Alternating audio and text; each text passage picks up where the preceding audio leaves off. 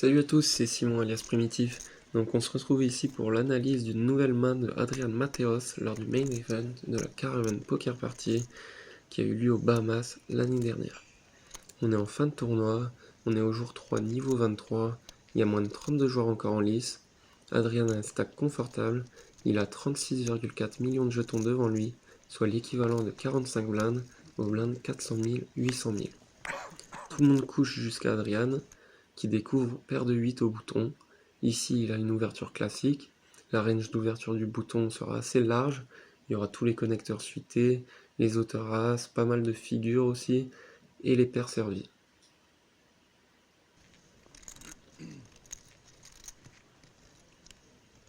Adrian Mateos qui décide d'ouvrir à hauteur du pot. La petite blinde couche.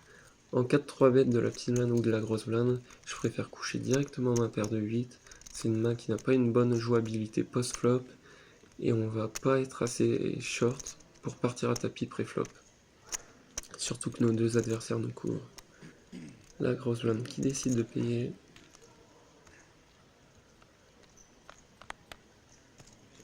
Et le flop vient la doublette du 6 et le 3. Il n'y a pas de tirage couleur. Donc l'adversaire check. Ici c'est un excellent flop pour Adrian pour continuer à miser. C'est pas un flop qu'on est censé avoir touché beaucoup avec notre range d'ouverture au bouton. Mais là il n'y a pas eu de carte au-dessus du 8. Donc on va miser en protection.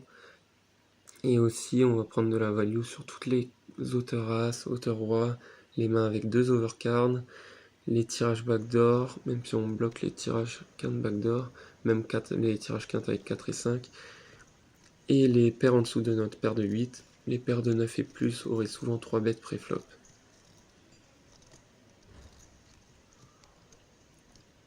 Adrian qui mise à hauteur d'un demi-pot, donc c'est bien, j'aurais fait pareil, mise assez cher.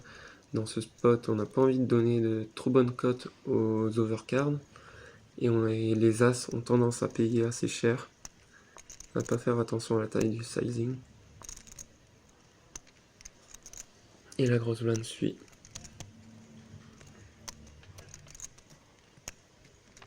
La turn arrive l'as de carreau, qui laisse apparaître des tirages carreaux, mais c'est une très mauvaise carte pour Adrian, car il y a beaucoup d'as dans la range de notre adversaire, même quand il check à la turn, il peut avoir l'as ou le 6, il y a beaucoup de 6x suité aussi.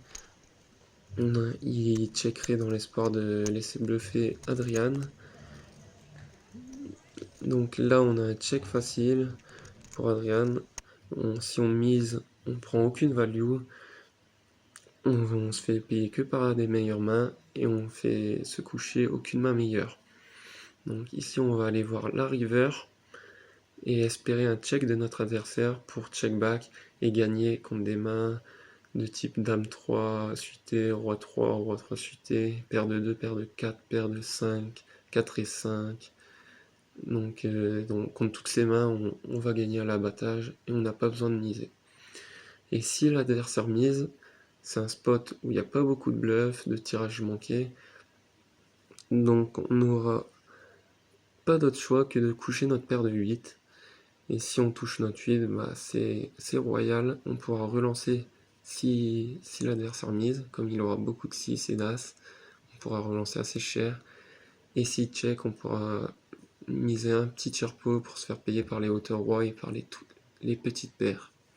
Merci.